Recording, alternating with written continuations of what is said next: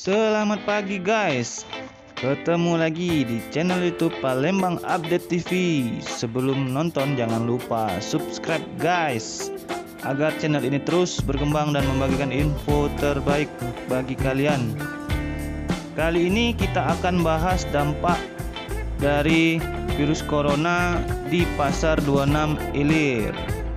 Kita berkesempatan mewawancarai salah satu penjual di Pasar 26. Ini videonya pagi guys. Pak. Ya, sebagai pedagang di Pasar 26 kan ada himbauan dari pemerintah untuk menyarankan warga agar tidak berkumpul di tempat keramaian. Nah, bagi Bapak penjual di Pasar 26 ini ada dampaknya nggak? Ya, ada dampaknya, penjualan jadi sepi, yang belanja sedikit karena kemungkinan kebanyakan di rumah kumpul dengan keluarga. Jadi dia mau keluar takut oleh dampak corona ini.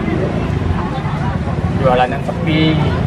Jadi penjualan sepi ya? Yang jualan makanan-makanan di kantin, di sekolahan banyak yang libur, banyak yang tutup.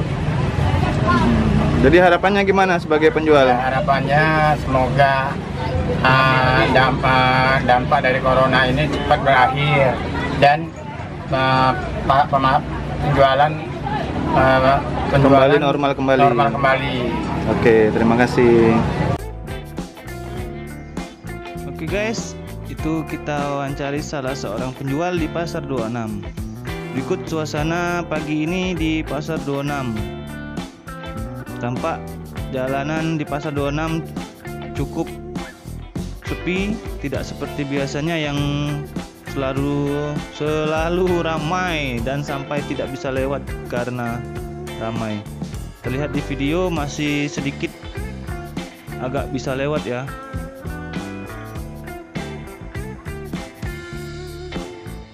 Oke guys, semoga dampak virus ini segera berakhir agar semua masyarakat bisa melakukan kegiatan seperti biasa.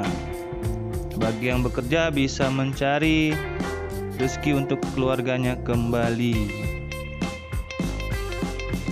Terlihat masih ada beberapa warga yang melakukan kegiatan di pasar, menjual dan berbelanja. Oke guys, sekian dulu video kali ini.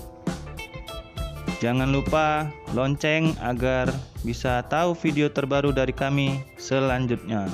Dah.